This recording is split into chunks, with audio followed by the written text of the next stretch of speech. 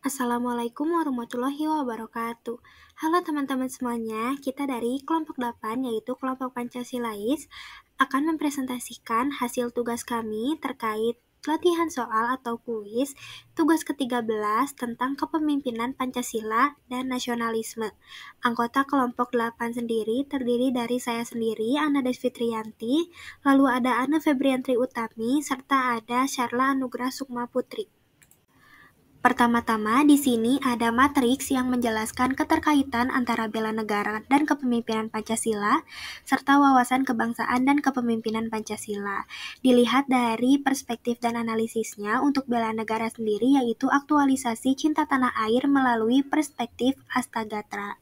Kalau untuk wawasan kebangsaan sendiri, yaitu ketahanan nasional NKRI termasuk Deklarasi Juanda, keteladanan bela negara Insinyur Haji Juanda Kartawijaya, dan keutuhan teritorial. Untuk latar belakangnya itu bela negara secara desk research latar belakang informasi.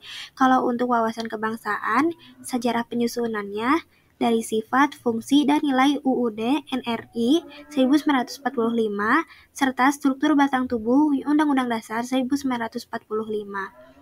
Dilihat dari analisis faktor penghambat dan pendorongnya itu, untuk bela negaranya itu berdasarkan Astagatra, kalau untuk wawasan kebangsaan, berdasarkan tujuan negara. Lalu yang keempat, penetapan faktor yang berpengaruh. Kalau untuk bela negara itu berpengaruh lintas kelompok berdasarkan Astagatra. Kalau untuk wawasan kebangsaan, pemetaan faktor berpengaruh berdasarkan nilai-nilai bela negara dan tuntunan kinerja.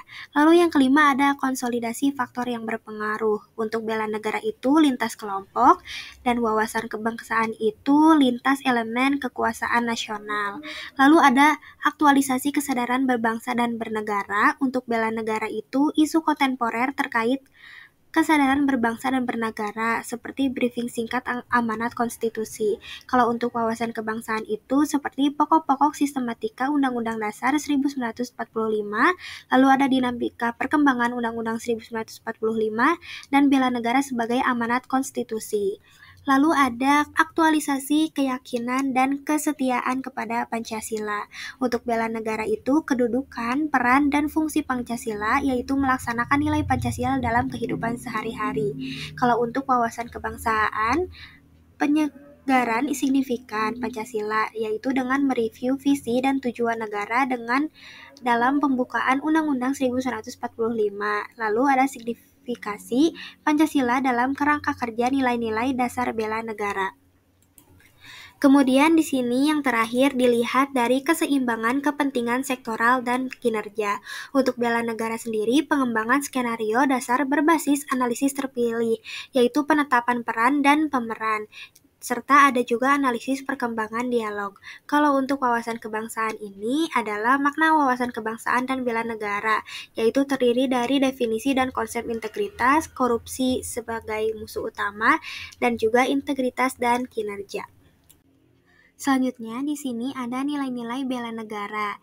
Yang pertama yaitu cinta tanah air dengan menjaga tanah dan perkarangan serta seluruh ruang wilayah di Indonesia, memiliki jiwa patriotisme terhadap bangsa dan negara, lalu menjaga nama baik bangsa dan negara, serta memberikan kontribusi pada kemajuan bangsa dan negara. Lalu nilai yang kedua yaitu kesadaran berbangsa dan bernegara, yaitu dengan membina kerukunan, menjaga persatuan dan kesatuan di lingkungan terkecil, yaitu dari lingkungan keluarga hingga lingkungan masyarakat, pendidikan, dan dunia kerja. Lalu mencintai budaya bangsa dan produk dalam negeri, serta menghormati simbol-simbol negara. Lalu nilai yang ketiga yaitu setia kepada Pancasila sebagai ideologi negara, dengan memahami hakikat atau nilai dalam Pancasila, serta melaksanakan nilai Pancasila dalam kehidupan sehari-hari. Lalu menjelaskan Pancasila sebagai pemersatu bangsa dan negara, dan mengembangkan nilai-nilai Pancasila, bahwa yakin pada kebenaran Pancasila sebagai dasar negara.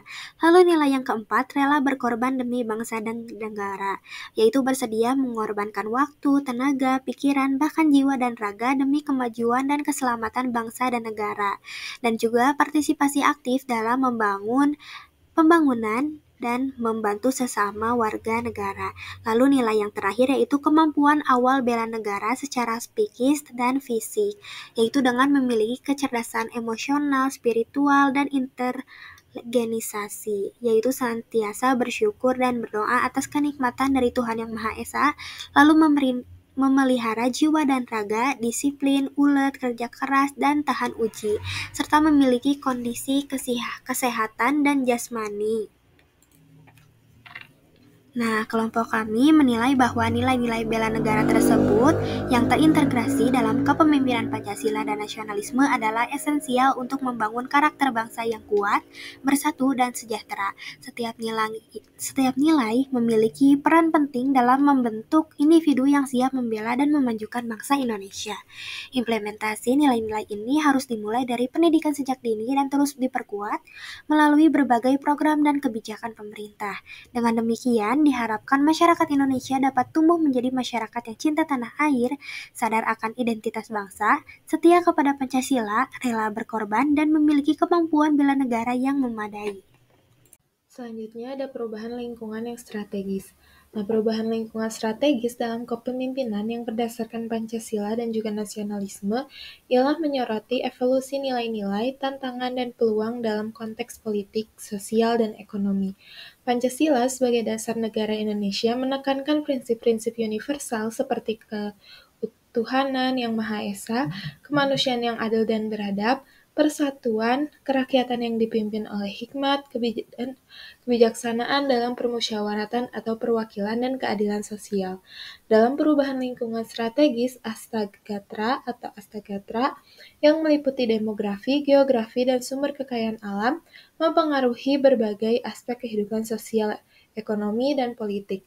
Ini mencakup yang pertama, ada global, maksudnya mengacu pada dinamika dan perkembangan global yang memengaruhi Indonesia, termasuk hubungan internasional, perdagangan, dan isu-isu global seperti perubahan iklim dan keamanan global. Yang kedua ada society, merujuk pada struktur sosial, nilai-nilai budaya, dan dinamika masyarakat yang mempengaruhi pembangunan dan stabilitas sosial di Indonesia. Lalu yang ketiga ada community, menyoroti keberadaan komunitas lokal, kelompok etnis, agama, dan kegiatan sosial di tingkat lokal yang berkontribusi pada identitas dan keberagaman Indonesia.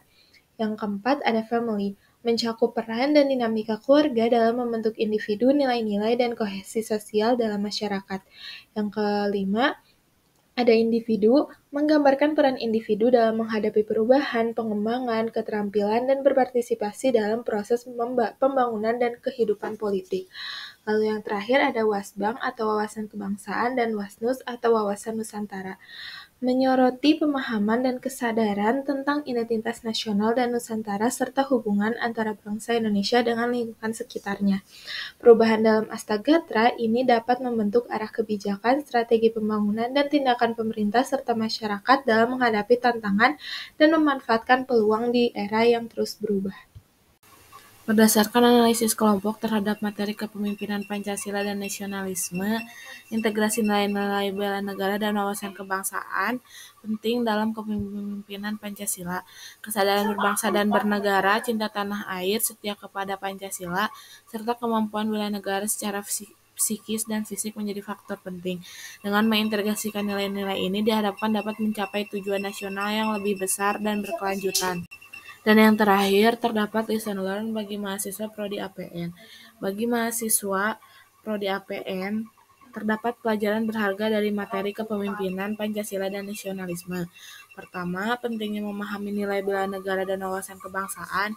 Kedua, pemahaman tentang sejarah dan struktur negara. Dan yang ketiga, kesadaran berbangsa dan bernegara. Pelajaran ini akan membantu mahasiswa menjadi pemimpin yang bertanggung jawab dan berintegritas dalam membangun negara. Sekian yang dapat kelompok kami sampaikan. Terima kasih atas perhatiannya.